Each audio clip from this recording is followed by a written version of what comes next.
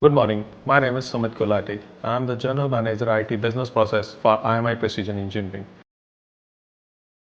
IMI Precision Engineering is world leader in motion and fluid control technologies with a great 80 years of experience in technology. With a solid presence in 50 countries, we are expanding our business with multiple countries.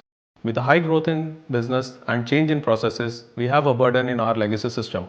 We have a Sage application in our group companies where we used all the modules of Sage applications.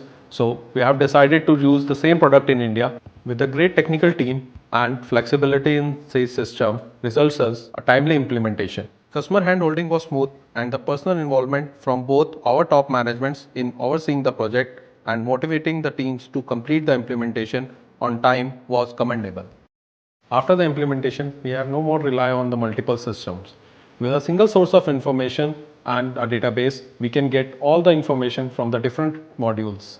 Our management can now access actionable and insightful of data, which helps us for faster reporting. The support from Sage software during both pre as well as post implementation is commendable, and their local presence makes support just a call away. Since Sage 300 is scalable, we need not worry about our growing accounting needs. We have 50 plus users of Sage 300 from last 8 years and we are very much satisfied with the solution.